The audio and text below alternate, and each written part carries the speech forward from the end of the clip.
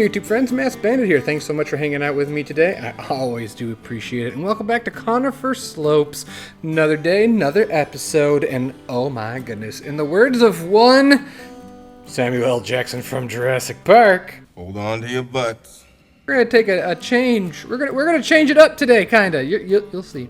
So last time we did all this, loved your name suggestions. I want to let you know the turnaround on the videos are a little slower. So I actually had that video released while I was already working on the current episode. So you will not see any named rides in this episode, but hopefully for the next episode, I will go ahead and rename them based on your feedback. Some really good ones: Thresher and Hay Baler and farm things. That's awesome. Love it. Got some great names for the play zone as well. And I got one name for the Monte Leon here. So thank you very much for your suggestions. I am reading them and I'm putting them into consideration, and I will pick some of my favorites. So also want to give you a rundown before we start working on Spoopy area today. Jaunty has contacted me now that he's back and going with the YouTubes. He wants to look at his area again, which I said, okay. And he actually wants to rebuild the church for us. And I said, okay. So he's going to do that. I also have a friend adding a coaster over here, an old wooden coaster, which you will see in a later episode. I am very excited about that. And then Redline the other day asked me if I had anything going on over here, to which I said, I do not. And he said, well, how about I take a whack at it? And I said, absolutely. So he's going to fix up this area. So we've got many hands in the park, and with many hands come light work. So hopefully we can get Conifer Slopes wrapped up. Ooh, wouldn't that be fun? So that brings me to, well, what am I doing? Well, today we're going to take Nerdchacho's area and turn it into our area, right? So I haven't touched anything in here that he has done, and it's all spectacular, and I'm not going to touch anything that he's done.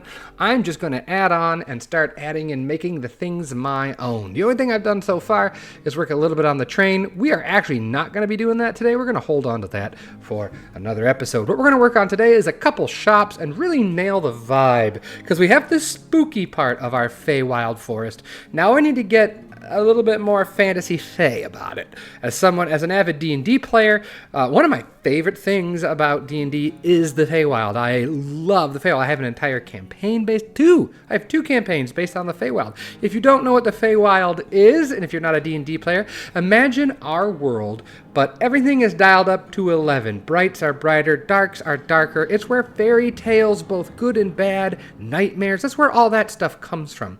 It's like a Technicolor version of our world. It is a mirror of our world, and it's where fairies and sprites and all those whimsical, tricky folklore creatures come from. And that's what this land is supposed to be. Now, like I said, Nerdchacho did an amazing job of giving us the spooky, dark side of it. So now we need to go ahead and dial up the color, and that's kind of what we're going to be working on today. And we're going to be trying to make some quirky shops and stalls. So I think I've talked enough about what we are doing and what the plans are for the park. So let's jump in right away and take a look at our first facade. And like I said, it's going to be different. Alright, so first order of business is to show you some awesome workshop items that I've downloaded. I did a quick search for mushrooms, and wow, if there weren't a lot. I think these big ones here in the middle, which are awesome, are made by Swiss. There's a variety. If we go into our workshop here, large mushroom created by Crowded Nightmare. I think a lot of them are by Crowded Nightmare. We have fantasy. These are very useful.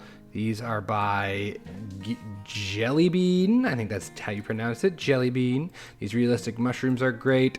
MTL Beasts Workshop. So there's a variety of mushrooms here that are really awesome, and we're going to sprinkle them around once we get going here, but that's not the main idea here. This is the main idea here. Today, this is our first example of the kind of architecture that I'm going to be creating to go along with what Swiss created. This is Sips of Fey. Fantastic drinks.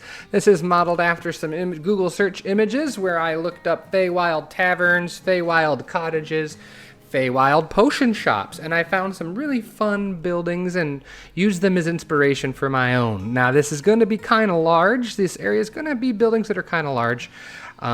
The bottom line is I love the fantasy pieces and I know that they're oversized, so I'm willing to go a little bit bigger so I don't have to spend 3 to 4 times as long making everything custom. I know that there are people who do that and love to do that. That is not where I want to spend the most of my time. I want to spend my time getting areas that look really good. And what I'm going to be doing is I'm going to be sacrificing a little bit of scale. Not crazy, but I'm going to be sacrificing a little bit of scale for some more fantasy details. And we're just going to say the budget really exploded here. So this is what we got. Lots of wood is going to be a characteristic. Lots of wood in architecture. We've got stone base with spooky wood. The haunted wood here is excellent. And we're using a lot of these fantasy windows. One of the tricks I did, and I didn't do it to all of them, I only did it a few because it looks weird if we do it with the ones on the main floor. But when I switch it to night, one of the things I've really thought about in this episode is night lighting. You can see now that it looks like the windows are glowing. And that's a trick I learned from Ryan back when we did the Bronation Christmas Village project many, many moons ago. He inlaid, there's these lit panels in the scenery menu. If I go into scenery, we go to lit panels. Let's see, lit panel. Or just panel, how about panel? Panel, there we are. Colorable panel lit. It's these right here. And they look like they're glowing, and you can nest them just inside the window, so you still see the window frames, the window panes, and it looks like it's glowing inside. And then we inset some lighting to make it look like they were actually glowing. We did the trick where we hide a light. No, I didn't do. Yeah, we hide a light underneath to cast a subtle glow from the light on the thing. And I love this. This is one of those awesome lamps that never really had a good place because it's so stylized, but it's going to be used in here. And that also made me realize, we have glowing mushrooms and we have glowing flowers. And that would be really, really cool to include in this area. Kind of like if you've ever been to Animal Kingdom, everything lights up at night in the Pandora area and it's spectacular. So we're going to lean into that idea. And so don't be surprised when things are like, whoa, like they're just crazy detailed.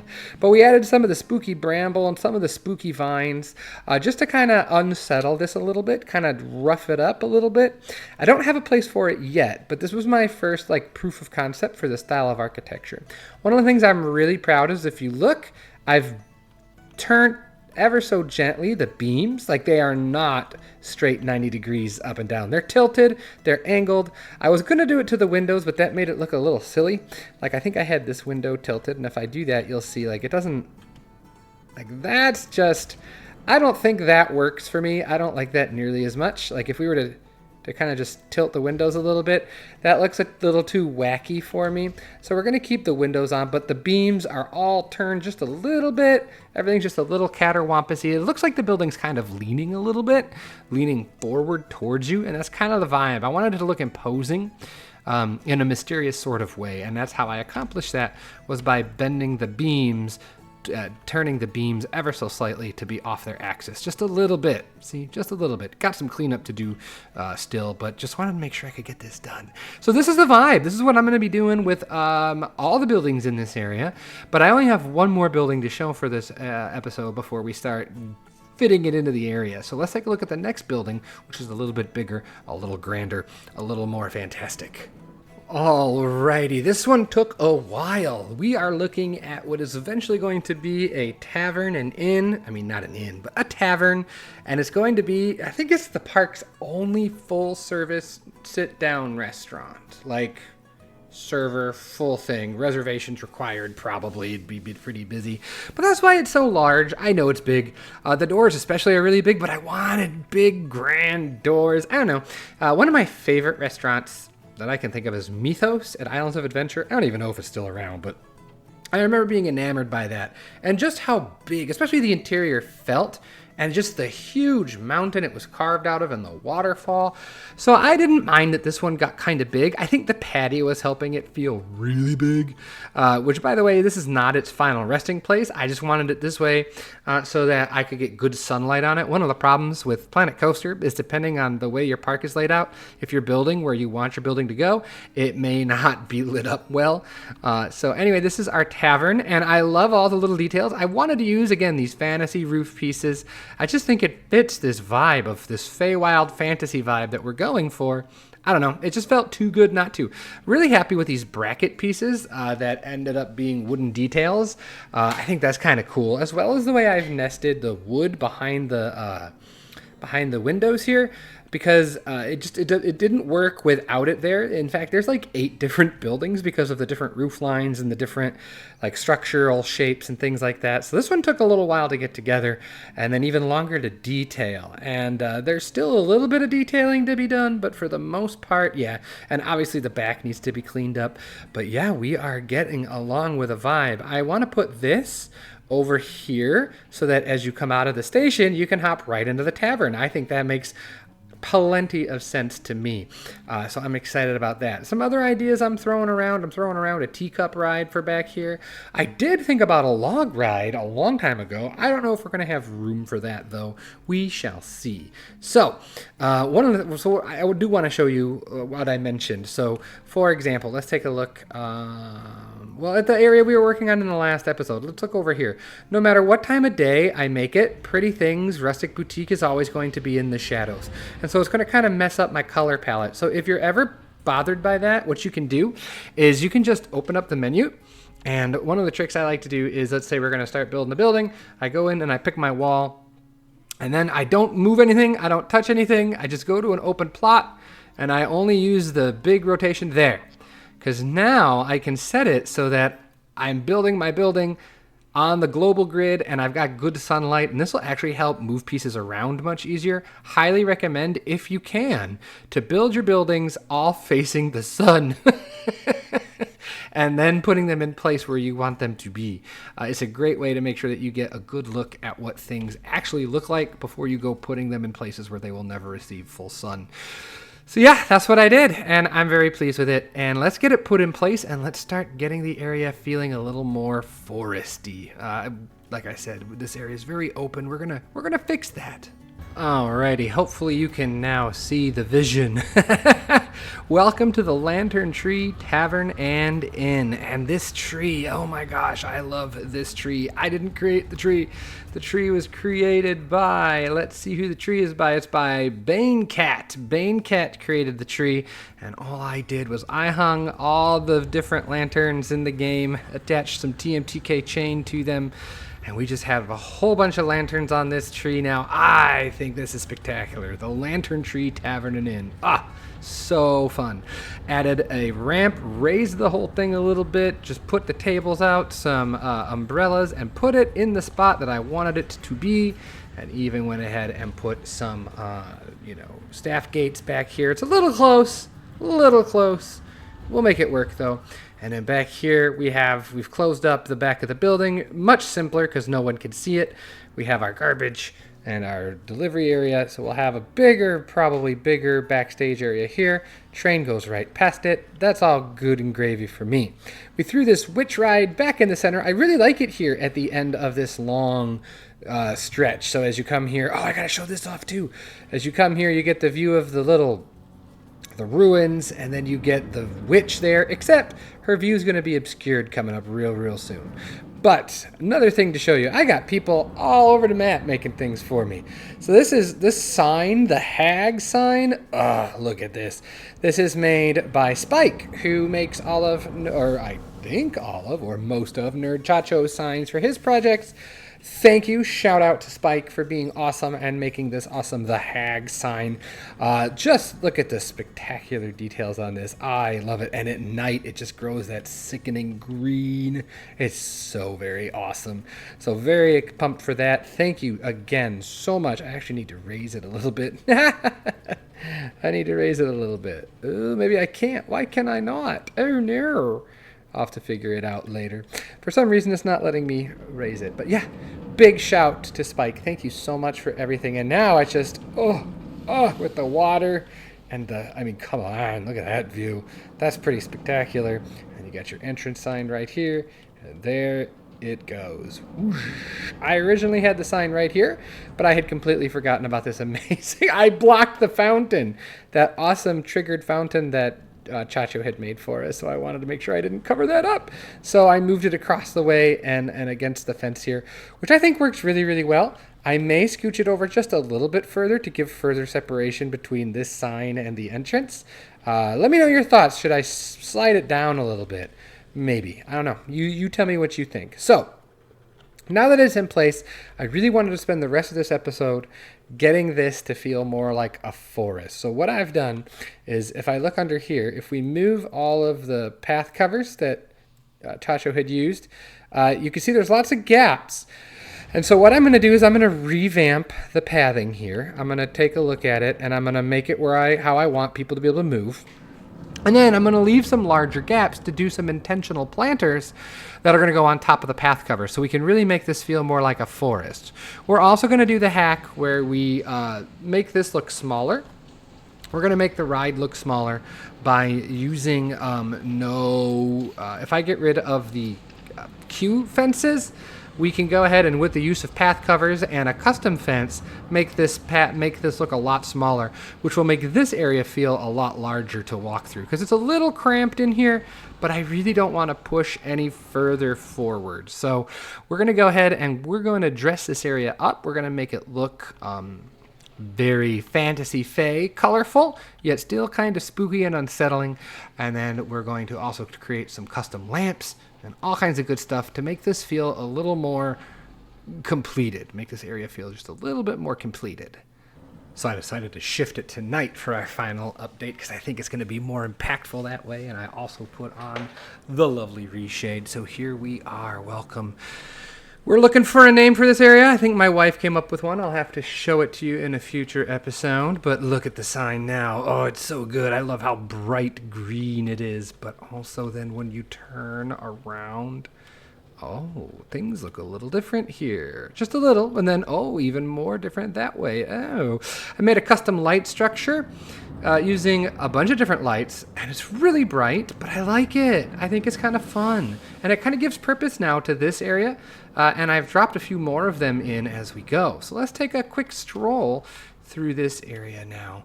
And you can see there's a lot more trees. This is what I was talking about. I wanted it to feel a lot more like a forest.